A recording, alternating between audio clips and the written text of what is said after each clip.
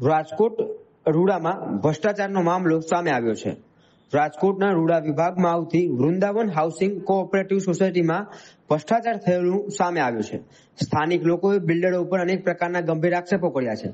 ફ્લેટની છતમાંથી પોપડા પડી રહ્યા છે, બાથરૂમની દિવાલોમાંથી પાણી પડી રહ્યું છે, સાથોસાથ ફ્લેટની લાદી પણ ઉખડી જવા પામી છે। આ પ્રકારના આક્ષેપો ફ્લેટ ધારકો દ્વારા લગાવવામાં આવી રહ્યા છે। અવારનવાર ફ્લેટ ધારકો દ્વારા રજૂઆત કરવામાં આવી છે, તેમ છતાં પણ કોઈ નિરાકરણ આવ્યું નથી। ત્યારે જો આગામી સમયની અંદર સમસ્યાનું નિરાકરણ નહીં આવે તો રહેવાસીઓ દ્વારા ઉચ્ચ સ્તરીય રજૂઆત કરવામાં આવશે તેમજ વિરોધ નોંધવામાં આવશે। આ પ્રકારની વાત વૃંદાવન હાઉસિંગ કોઓપરેટિવ સોસાયટીના રહીશો કરી રહ્યા છે।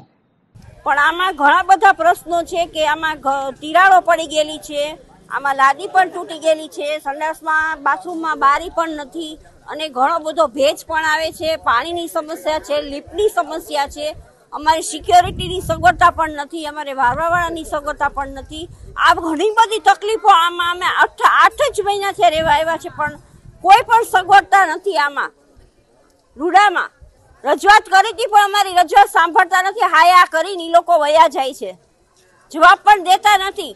અમારી સોસાયટી રૂડા તંત્ર દ્વારા આવે છે। અહીંયા 9 વિંગ છે, ટોટલ 320 ફ્લેટ આવેલા છે। ફેબ્રુઆરી 2023થી 100 જેટલા પરિવાર હાલમાં અમે વસવાટ કરીએ છીએ। અત્રેની સોસાયટીમાં હજી 1 વર્ષ પણ પૂર્ણ થયું નથી અને સોસાયટીમાં અનેક ફ્લેટ ધારકોના પોપડા પડવા, ભેજ લાગવા, અનેક પ્રશ્નો ઊભા થયા છે।